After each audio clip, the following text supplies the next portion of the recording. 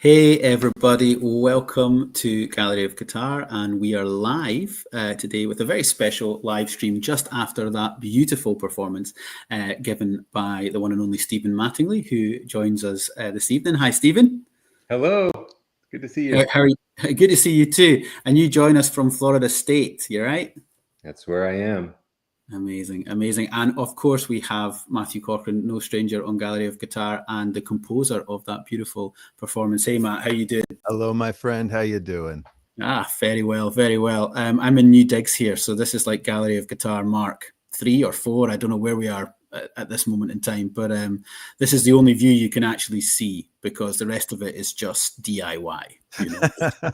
Well, it's a very good view. Very, very good view. And congrats. Well, I love your iconic Michigan view there, and then Steve, you've got this this beautiful office behind you, and obviously you're at Florida State now, and you've taken on the mantle. They sort of left by the wonderful Bruce Holzman, and that's who the piece was in memory of that Matthew just wrote. So I'm sure many of you have just come directly from Stephen's beautiful performance on the channel. If you didn't see the performance and you're just here for the chat, we understand, but make sure you go back after this and have a listen to 3 Inward Glances, because it's absolutely beautiful. And for American guitarists and guitar aficionados watching, Bruce Holzman is really just a sort of household name. And he was in many ways a well-known figure in Europe too. He used to come over, especially to Germany, to teach a lot at guitar festivals. And that's where I met him many, many years ago. But also, I think for our kind of European and UK listeners, he's maybe not as well known. So I just wanted to post on our live stream here just a lovely picture, his biography picture really here, and you can get a chance to actually see what the man himself, Bruce Holzman, looked like. Absolutely gorgeous gentleman there. I think Elliot Fisk once commented that he had a New York swagger about him, and he definitely has that in this picture. So I'm sure just looking at that image of Bruce will bring back a lot of nice memories of him teaching at different festivals and sort of imparting his wisdom. He became really a kind of iconic figure in the American guitar teaching tradition and made an incredible department there at Florida State, where Steve is now. So his impact and legacy is felt across the guitar world all the time. He passed away in 2023, so obviously it's been a while since he's been with us, but we have this beautiful music now that Matthew Cochran put together, which is a great way to remember the impact someone had. So Matthew, maybe just take a few minutes to just tell people about the piece of music, and where it came from and what it is and the structure and things, because I think people will be really interested in that process. Why did you write such a beautiful piece, 3 Inward Glances? Well, it's very much an homage to a person that means a lot to Stephen and I, and he also means a lot to a whole bunch of other people. And so the piece is structured somewhat around some of the shared experiences that Stephen and I would have had as students of Bruce, but these are not necessarily unique experiences to us. These are probably pretty broad, and a lot of people that would have just been in Bruce's orbit, I think, would identify with some of the references that are throughout the piece. So it's in 3 movements. It's prelude, prayer, and allegro. That in and of itself is a reference to Bach's 998, the prelude,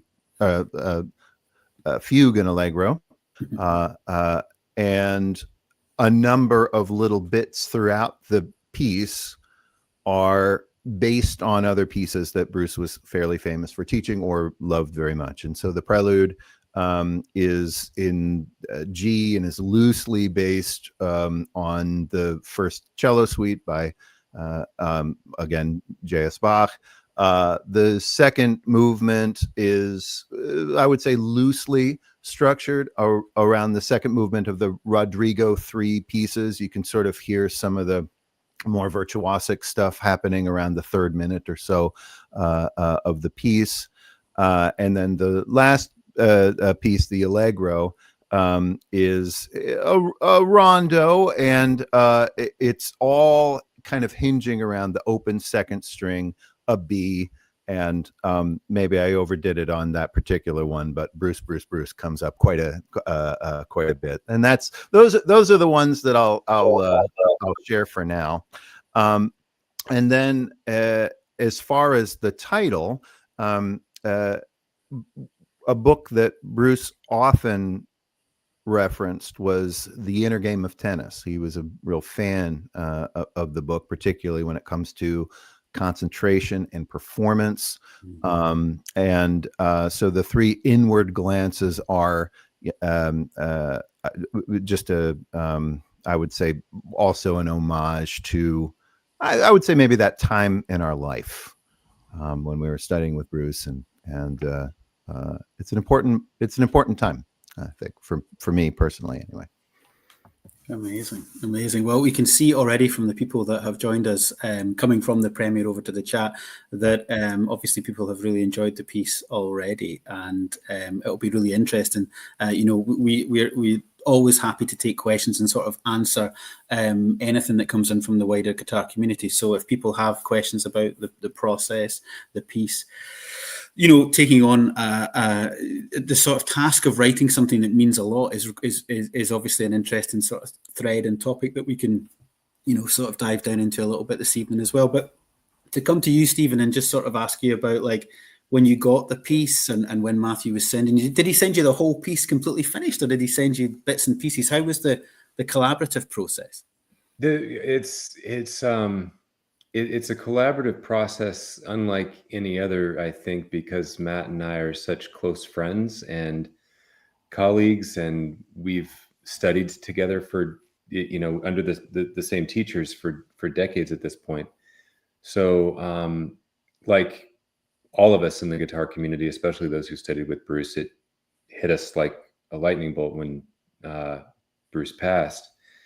And during that period of trying to reconcile what does this world look like without Bruce in it, I had a recording session for a forthcoming album with Matthew up in Traverse City. This would have been in February of 2024, and so not quite a year since Bruce had passed. We were talking about the significance of Bruce in our life and how we might commemorate our time with Bruce, and what that would look like. And of course, it kind of naturally steered toward a piece that Matt would write and I would premiere.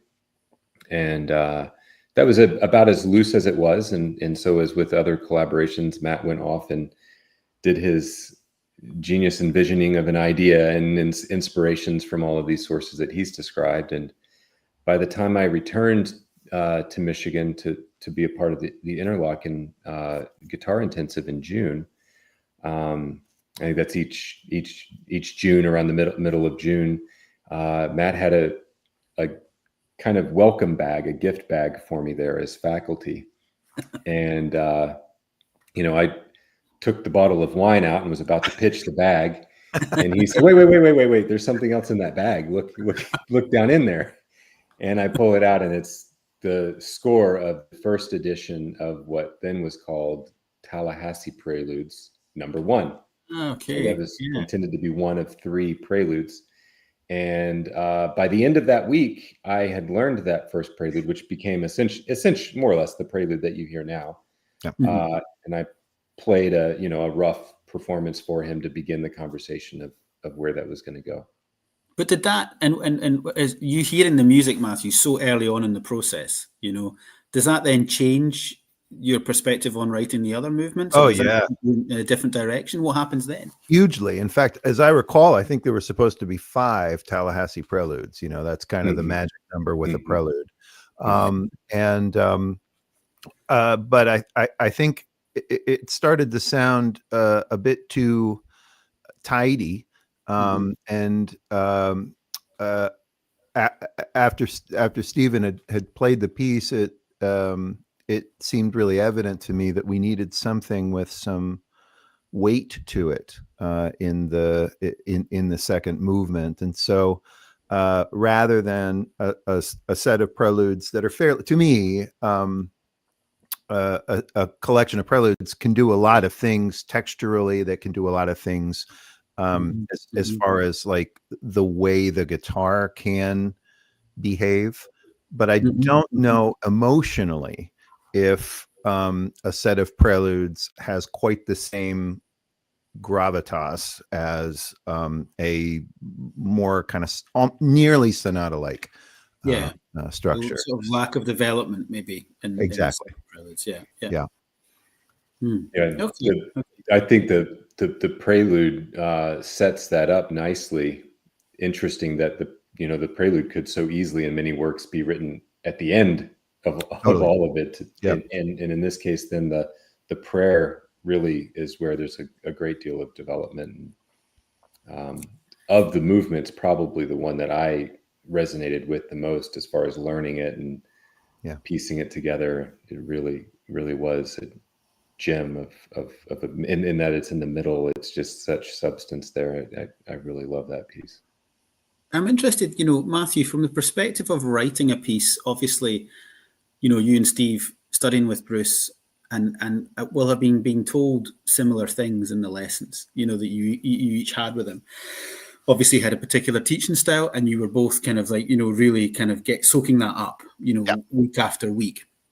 You're then writing a piece for your friend who went through the same, process as you as a student with Bruce. Was there anything that you wrote that you were like, I don't know if I would play this myself, so I'm going to put it there for Stephen to play? Or was there anything that, when you were writing the piece, you were thinking, oh, we both will get this. We both will understand what I mean when I've written this bit of music. This, I don't know what it would be, but something in the writing. I'm laughing because this is true for music that I've written for you, Matthew, and other music that I've written for Stephen. There are many moments that I'll write something and think, whew, glad I don't have to play. I didn't necessarily mean in the difficulty. I meant like in the just in the sort of you're both sharing the responsibility, let's call it that, right? But if you know what I mean. I do. Yeah. Now I do. I've not very elegantly asked that question, but there we go. Well, I'll try to inelegantly answer. So I think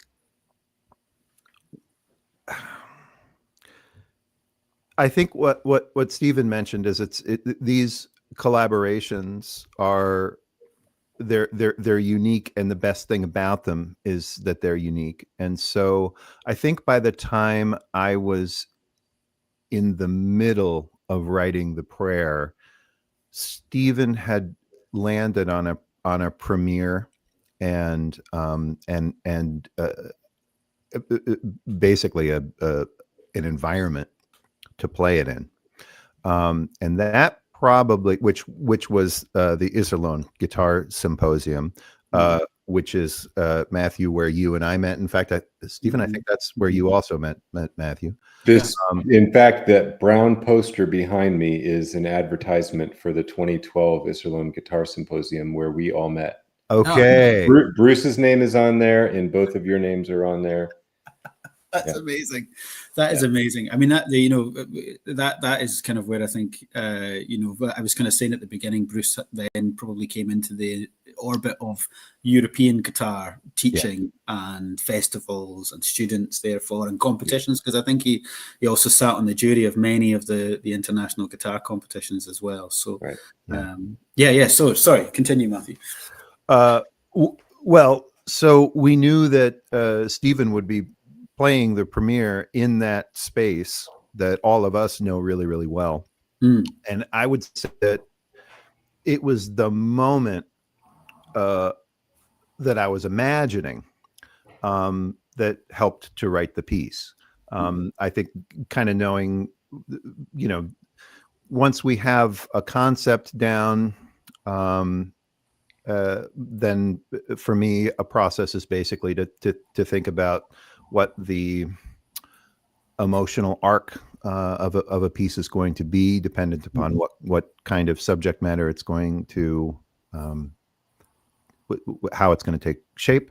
Mm-hmm. And then from there, the structure can be dictated by a lot of external factors, and the church that Stephen gave the premiere at, where we've all performed, is a pretty special place, and it's got a really long reverb tail, as you know, and so I wanted to be real careful that there was space in at least a bunch of portions of the piece where there would be some silence. And for those of you who knew Bruce, you also know that Bruce was not afraid of silence at all, and was time and space and silence were all a pretty big part of having a conversation, a serious conversation with Bruce. So all of that factored into different decisions that were either structural or maybe, more surface level little things. I tried to throw in as many insider, guitar-y type bits as I possibly could, because it's really a love letter to the guitar community, I think, that we all came up in. Yeah, it's very nicely put. Well, that chimes in a little bit here with Anne, who's just in the comments, who's just said, I think most European guitarists know Bruce from Iserlohn, and that's exactly sort of what we're at in the discussion now, and we're actually just sort of thinking about the fact that, that's where he sort of crosses the Atlantic and then, makes a mark over there as well. So very apt then, Stephen, that you found yourself there earlier this summer and performing. What was the experience like of giving the premiere in Iserlohn? Well, that was touching for me as well, because I found myself in Iserlohn just before beginning to study at Florida State for my doctorate. I was living in Iserlohn and studying with Thomas Kirchhoff and Dale Kavanagh at the Hochschule in Detmold, in Dortmund at that time. And it was from there that I came over and auditioned and began my studies. So shortly after I returned to Florida State, it might have been that either the summer before I started here or just after that Bruce made his first trip to Iserlohn. So somewhere around 2003, 2004, something like that. Someone may know the exact date here. So going back there, where we had so many memories built up with former professors and mentors like Thomas and Dale, and then the whole community. Anyone who's been a part of Iserlohn knows that it's kind of more than the sum of its parts. It's a community that continues on throughout the whole year. There are people who look forward to the next edition of it from the day the current edition ends.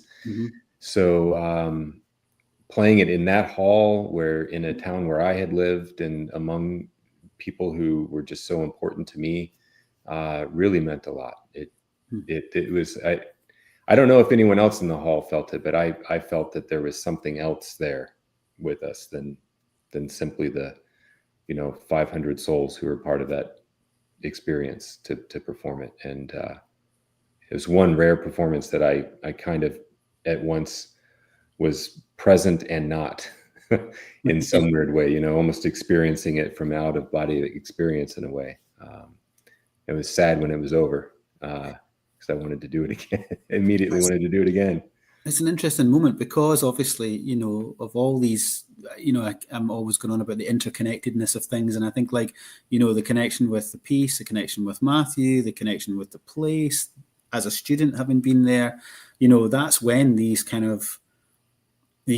out of body, I think you called it, that experience of sort of watching your performance or being, viewing it from a height or something like that, not right there in the moment of it, but being there. It's quite a special moment. And often it only actually happens, I think, to us when we are under, I'm not saying you're under a huge amount of pressure, but there's an overwhelming sense, like you say, of all the connection to the piece.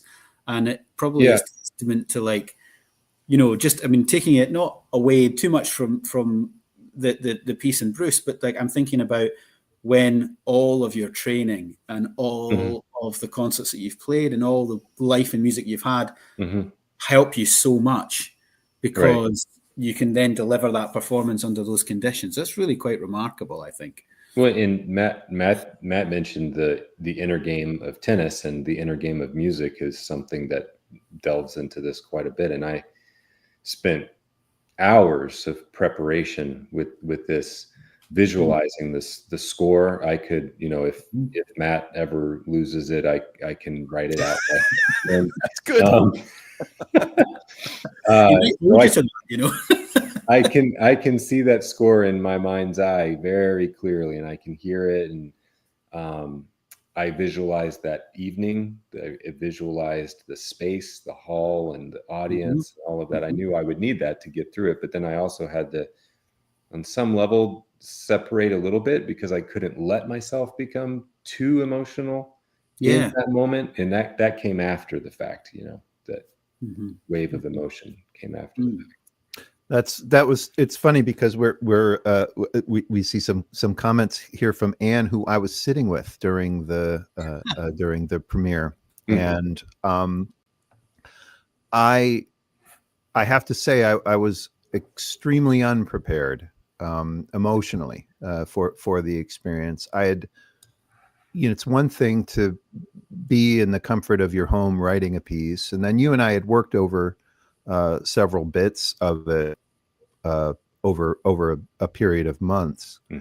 And so in the preparation of getting the piece to you and then eventually getting it ready for publication, I thought I kind of knew where the beats were of, like, the emotional beats of the piece.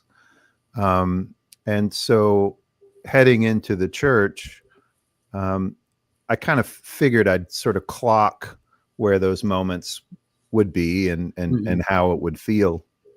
But the minute you walked out on the stage, and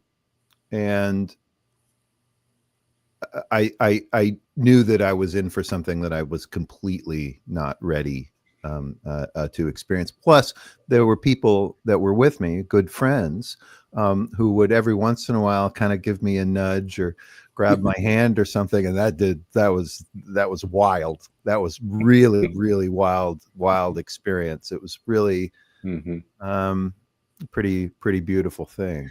Well, it's kind of like coming back to what Steve was saying about it, almost maybe feeling like a home gig away from home kind of thing. Like, everybody's there and everybody's watching. And then what's so nice about what you've both put together, the premiere that we just watched before we came here for this chat, is that people can now all experience the piece, because there it is now. It's here. It's on Gallery of Guitar, beautifully recorded at your previous job, Stephen, up in Louisville, in that great hall where the GFA just took place. So I mean, it's like, let's talk about the timing of that too. That was recorded the day after we closed on the GFA. The morning after. The GFA team was still packing up boxes when we were unloading recording gear. So they were leaving as we were coming. That's amazing. Pretty wild. So bravo, man. I mean, you I don't know where the energy came from. Yeah, that's the thing. It had to happen. That's impressive. That was the last official thing I did on that stage as then the professor of guitar at University of Louisville. Beautiful, absolutely beautiful. Well, it's a great recording visually and of course the playing and the piece. It sounds absolutely amazing. So just another little thing that kind of interests me in this collaboration, and also just the collaboration of what to expect from a performance. You spoke up to it a little bit there, Matthew, just in terms of, like, you were surrounded by people who were sort of like enjoying the performance as well, and also it meant something to them, so they were kind of reacting and things like that. We often don't really know what the expectation is from a composer of a premiere or of a performance. I mean, there's so much expectation when we're playing it. We know what we need to nail. We know the difficult bits. We know when they're going to come. We know what we want to really try and get right. But what's your expectation as a composer? Are you thinking, oh God, here comes that bit that's really difficult, hope it goes well? Or what's going through your mind? Because you play as well, so it's like you do both. So I'm interested to know what your expectations are from let's say, a good performance of a piece. Emotional punch. I couldn't care less about the execution stuff. I mean, players like Steven, players like you, what I'm really interested in is to experience the emotion along with you, just as a person in the audience. It really does feel, I mean, to me, I think one of the magical elements of a great composition, when we are listening, I'm going through all the Beethoven piano sonatas right now, and that is not a conversation that I personally am qualified to be having, but I'm certainly as a listener loving it. Anyway, I think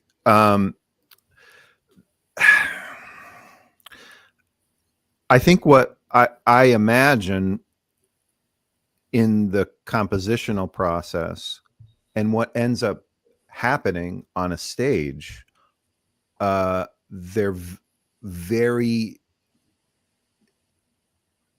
different, and they're exactly the same in a funny way, because someone else that's playing what's in your mind. And going back to the listening that I'm doing, it's amazing to hear what is in that great composer's mind, like what, and you're actually hearing it even though he's long gone. And in fact, I'm listening to Brendel, so Brendel is also long gone too. And but here they are, and you can hear not only the ideas happening, and they still exist, but you can also hear the execution of those ideas happening, which may or may not have been related to what it was that the composer was thinking. And to me, those are really, really brilliant moments. And moments of surprise, I think, can be that can really just destroy you in real time. I'll say, like, there was a thing that happened in the third movement during the premiere that Steven did. There's a slow bit right before we return to the main idea, and he decided to play that section with harmonics. I wasn't expecting it, and the time that he took to play the line also just threw me completely. I just wasn't I wasn't expecting it. It was just it was his idea, not mine. And it was a brilliant idea. And I was like, oh, I should have thought of that myself, And I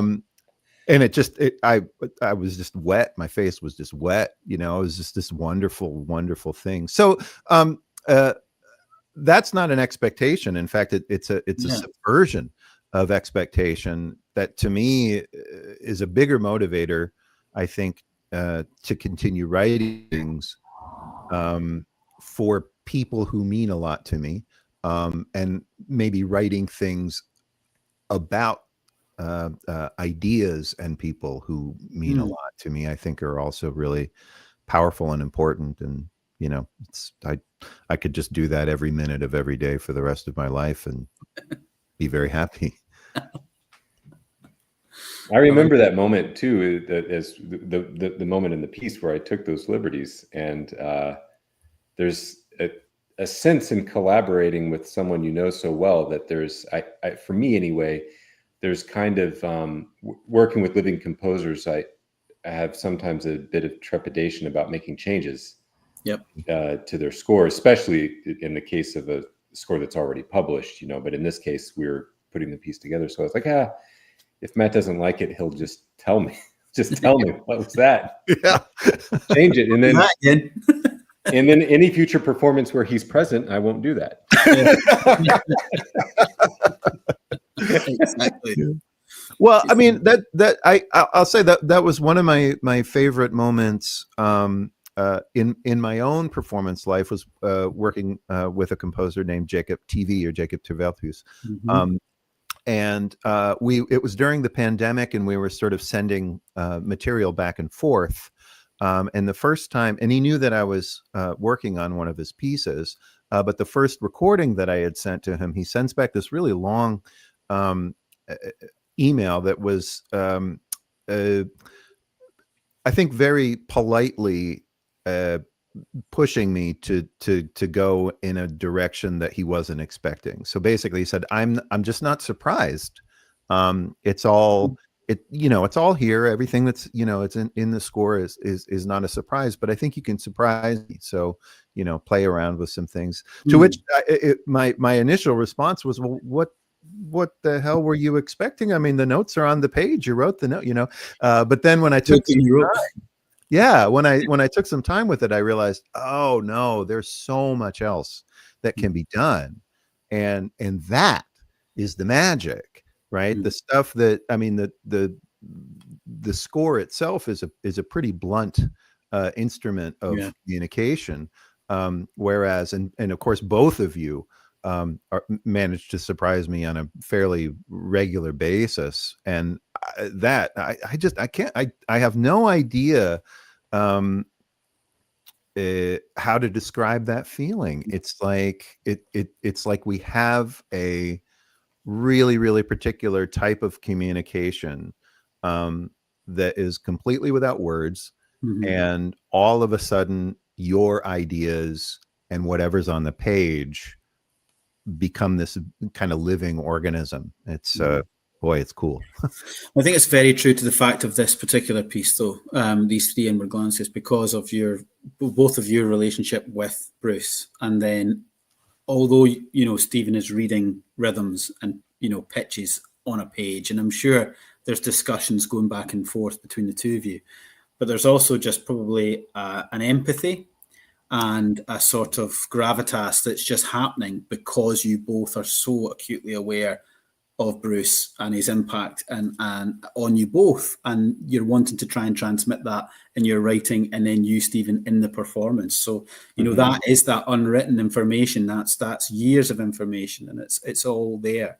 And you can't notate that, you can't annotate that.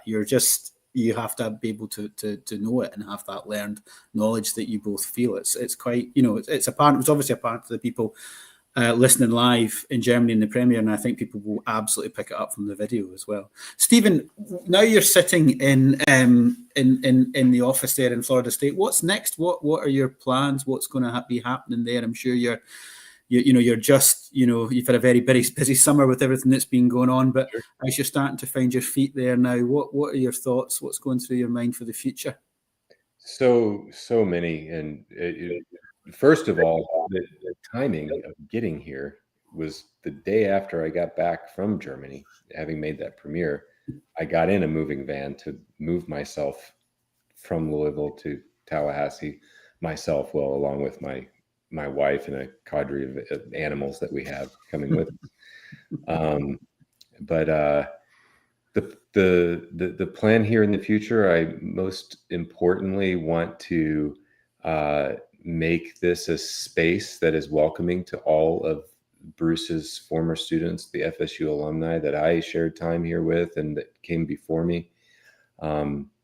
The annual guitar festival that we will hold, continue to hold, is definitely a space to gather around that. We have that coming up here November 7 to 9. Matt will be here to perform and teach. And I look forward to collaborations with other FSU alumni where I can kind of get the word out about what they're doing with their careers. Thanks to we were all standing on the shoulders of giants, and thanks to the long span of Bruce's legacy here, there are some former students that Bruce have who are very well-established members of the guitar community in their own right, not least of which would be Adam Holzman, his brother, who, was, himself a GFA winner among all of the many others who've won in the past. And so we have all of that to look forward to this November. We have sister school collaborations that are already established with FSU. So I'm looking to make some of those official with guitar activities.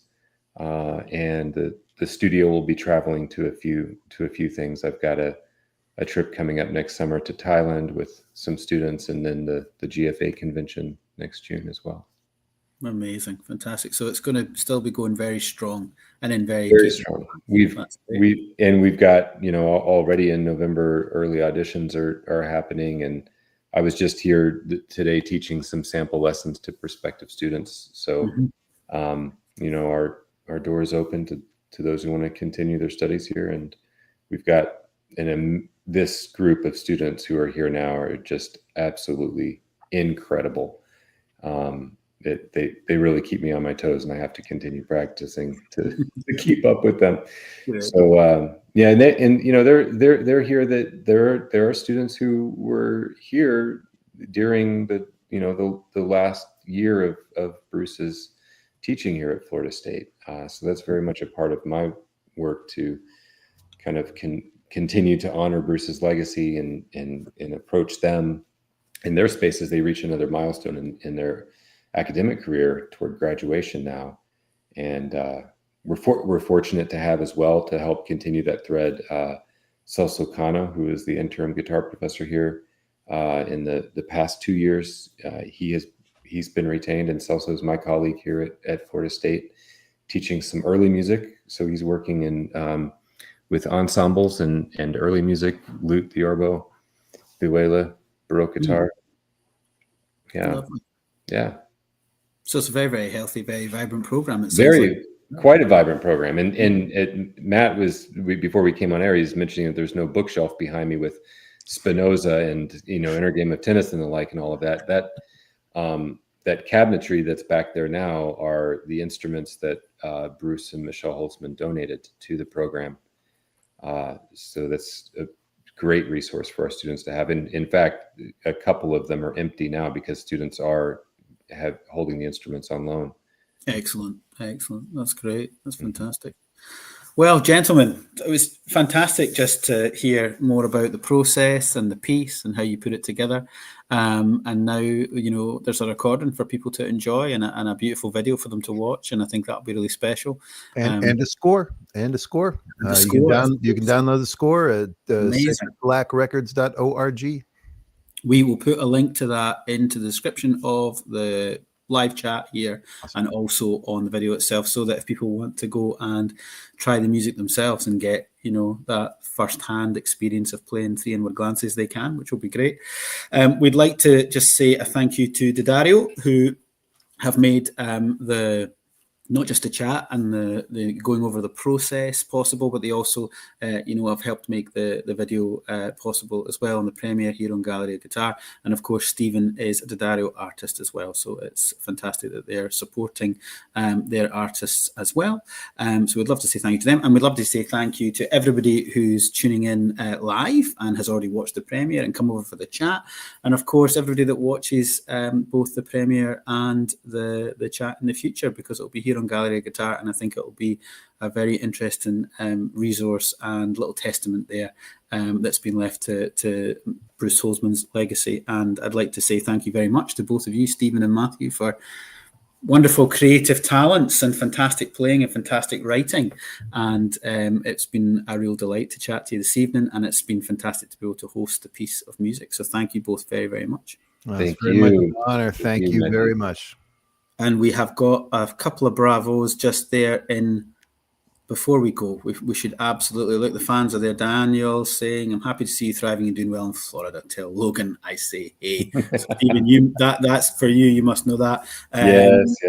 Ben, bravo, hey, Ben. Gentlemen. There's Ben. Thank you very much. And Daniel, again, just saying congratulations to you both. What an incredible and beautiful piece. So we will leave it at that for this evening, but thanks again for joining me, gentlemen, and thanks to everybody watching, and go back over there and have another little take on Three Inward Glances. Bye for now.